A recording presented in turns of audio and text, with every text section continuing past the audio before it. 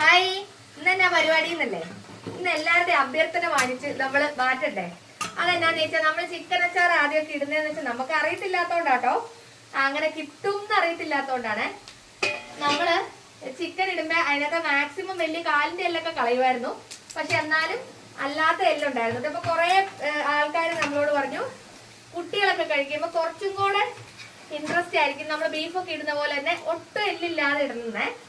അപ്പൊ നമ്മള് ഇപ്പൊ അച്ചാറിടാൻ തുടങ്ങിയത് എങ്ങനെയാന്ന് വെച്ചാൽ ചിക്കന്റെ ബ്രസ്റ്റ് മാത്രം നമ്മള് ചിക്കന് ഇടിയിറച്ചി ഉണ്ടാക്കാൻ കൊണ്ടുവരൂലേ, അപ്പൊ അത് കൂട്ട് ചിക്കന്റെ ബ്രസ്റ്റ് മാത്രം വെച്ചിട്ട് ഇനി തൊട്ട് അച്ചാറിടാന്ന് വെച്ചു.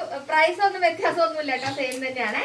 പക്ഷെ നമ്മൾ ഇനി തൊട്ട് ചിക്കൻ ഇടിയിറച്ചി ചിക്കൻ ബ്രസ്റ്റ് മാത്രം വെച്ചാട്ടോ ചെയ്യുന്നത്. അപ്പൊ ഞാൻ ആദ്യത്തെ ബാച്ച് വറുത്തോണ്ടിരിക്കുക, അന്നേരം നിങ്ങളോട് പറയാന്ന് വെച്ചത്. കേട്ടോ, ഇതുണ്ടോ, ചിക്കൻ ബ്രസ്റ്റ് മാത്രമേ ഉള്ളൂ കേട്ടോ, ഒട്ടും എല്ലും കാര്യങ്ങളും ഒന്നുമില്ല.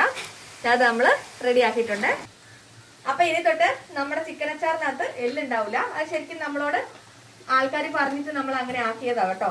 നമുക്കും അങ്ങനെ ഇറച്ചി കിട്ടുമെന്ന് മനസ്സിലായത് നമ്മള് ചിക്കൻ ഇടിയിറച്ചി ഉണ്ടാക്കി ട്രൈ ചെയ്ത സമയത്താ നമുക്ക് മനസ്സിലായത് ബ്രസ്റ്റ് മാത്രമായിട്ട് നമുക്ക് മേടിച്ചാൽ നമുക്ക് അച്ചാറിടാലോ എന്നുള്ള പെട്ടെന്നുള്ള ബോധോദയം വന്നേ.